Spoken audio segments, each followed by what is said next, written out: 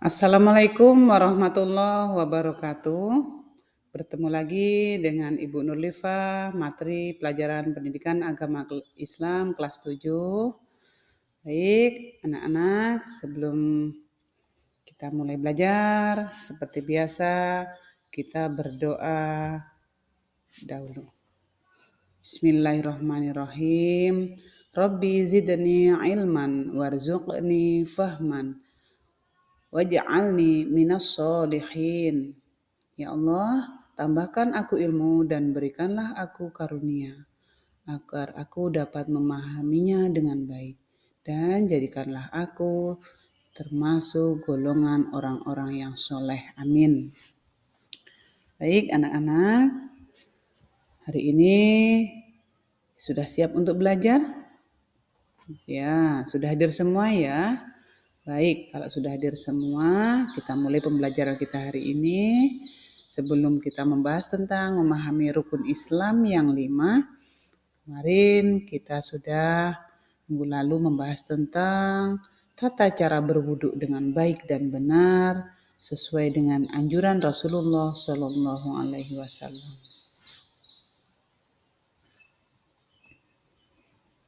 Anak-anak, kita mulai ya. Apa itu rukun Islam? Kita sudah tahu bahwa rukun Islam itu ada 5. 1, mengucapkan syahadat. Nah, yang kita bahas adalah apa itu rukun Islam. Rukun Islam adalah 5 pokok ajaran di dalam agama Islam yang harus dilakukan oleh setiap umat muslim, baik laki-laki maupun perempuan. Rukun Islam merupakan fondasi utama dalam ajaran Islam. Nah, kalau kita sudah mengaku beragama Islam, maka kita harus melaksanakan yang 5 ini. Yang 5 ini pun ada ketentuan-ketentuan di dalamnya, ada pun aturan-aturan yang ada di dalamnya. Kira-kira sudah pernah mendengar apa itu rukun Islam? Pasti sudah pernah. Di madrasah ibtidaiyah, di SD kita sudah dibahas, sudah dipelajari, sudah diberikan materi oleh guru kita tentang rukun Islam. Nah, di pendidikan lanjutan SMP kita juga disuruh ditekankan untuk lebih memahami apa itu rukun Islam. Nah, baik anak-anak ya, Bu lanjutkan. Rukun Islam. Sekarang 5 rukun Islam. Kita Ibu bacakan ya. Yang pertama syahadat.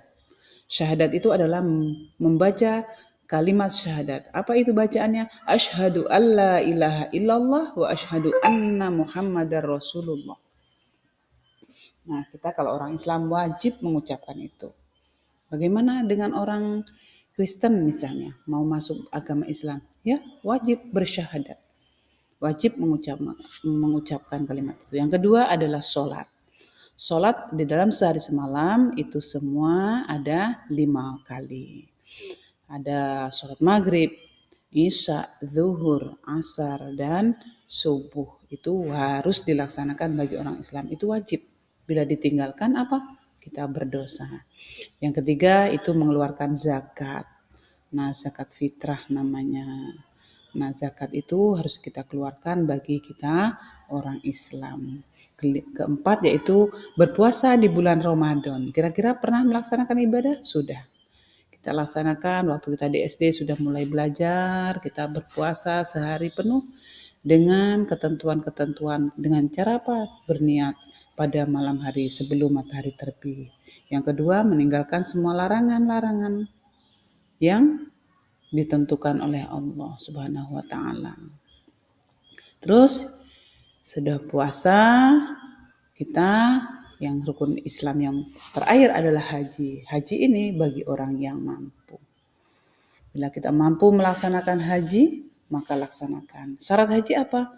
Punya uang, sehat jasmani, sehat rohani kita. Karena apa? Ibadah haji itu adalah ibadah fisik yang membutuhkan fisik kita itu harus kuat dan sehat. Nah, Kita bahas ya selanjutnya. Syahadat. Nah, mengucap kalimat syahadat berarti mengakui bahwa Allah itu ada. Allah itu yang menciptakan kita, yakin dengan sepenuh hati. Dan Nabi Muhammad sebagai utusan Allah.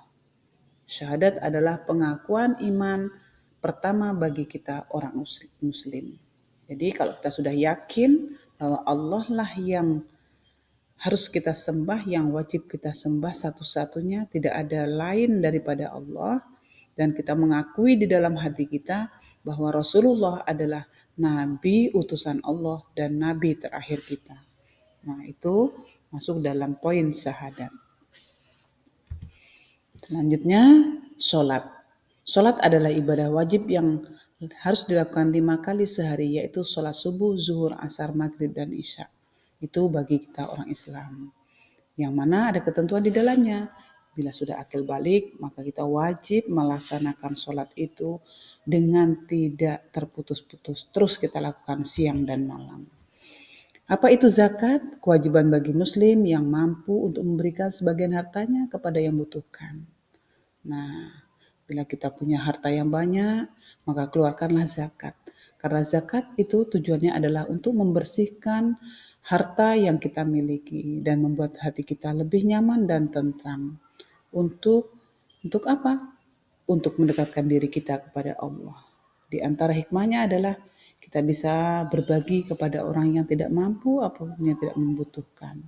Bila kita mampu, bila kita bisa, bila kita kaya, maka dermawanlah dengan orang-orang yang ada di bawah kita, orang yang tidak mampu. Nah, kita salurkan sebagian harta kita kepada orang-orang yang benar-benar membutuhkan. Baik anak-anak, yang keempat, kita bahas apa itu puasa. Puasa itu wajib di bulan Ramadan, yaitu dengan cara menahan makan, minum, dan perbuatan buruk. Dari kapan? Dari terbitnya fajar hingga terbenam matahari. Tidak boleh ngomongin orang, tidak boleh mencuri, tidak boleh berhubungan suami istri di siang harinya. Itu akan membatalkan puasa. Jadi bagaimana kita berpuasa? Kalau kita berpuasa memang dianjurkan benar-benar kita puasa lahir dan batin kita. Maka di puasa itu kita dianjurkan untuk selalu berzikir, membaca Al-Quran. Karena ibadah di dalam puasa itu ganjarannya berlipat ganda. Satu yang biasa kita laksanakan di bulan-bulan biasa, kalau di bulan puasa kita diberikan ganjaran pahala 10. Nah, alangkah ruginya kita orang Islam bila kita tidak berpuasa pada bulan Ramadan tersebut. Mari kita tingkatkan di puasa-puasa berikutnya nanti, bisa menjaga puasa kita dengan baik, dengan benar, sehingga benar-benar kita mendapatkan pahala dari Allah Subhanahu wa Ta'ala. Nah, yang terakhir adalah ibadah haji. Seperti yang Ibu sebutkan tadi, ibadah haji ke Baitullah syaratnya adalah mampu, sehat jasmani dan rohani. Wajib dilakukan sekali saja seumur hidup, yang mampu secara fisik dan finansial.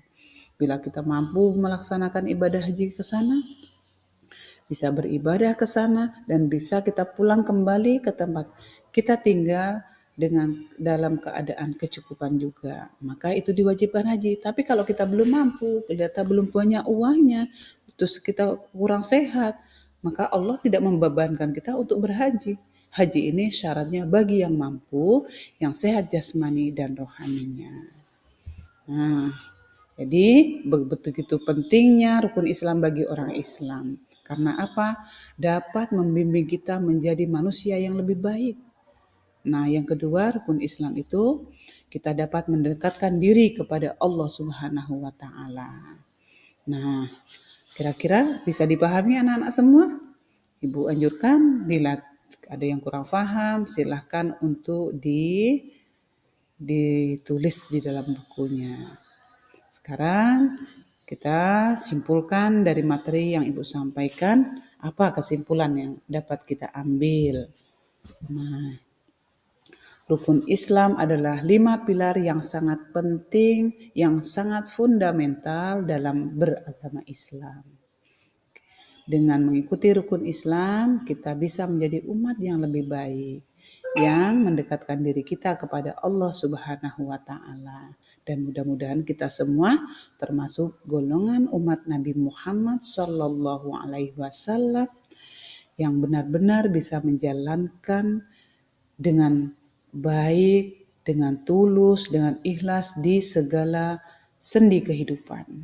Apalagi kita sebagai pelajar, maka niatkan belajar itu hanya karena Allah Subhanahu wa taala. Dan kita meyakini benar bahwa Allah lah yang harus kita sembah, yang wajib kita sembah, ya. Kalau kita sudah bisa merenungi siapa diri kita sebenarnya, untuk apa kita dicipta? Kita dicipta tujuannya hanyalah untuk menyembah Allah Subhanahu wa taala, tunduk dan patuh kepada Allah Subhanahu wa taala. Nah, yang tidak lupa adalah harus kita laksanakan sholat 5 waktu, selalu berdoa. Ya, baik anak-anak, sampai di sini pembelajaran tentang rukun Islam. Kira-kira bisa dipahami ya? Baik, kalau bisa dipahami, nanti kita lanjutkan materi berikutnya di hari-hari yang lain. Saya, Ibu Nur Rifah, mengampu pelajaran agama Islam, mengucapkan terima kasih atas perhatiannya dan mohon maaf bila ada salah dari apa yang Ibu sampaikan. Ibu akhiri dengan ucapan billahi taufik wal hidayah. Assalamualaikum warahmatullahi wabarakatuh.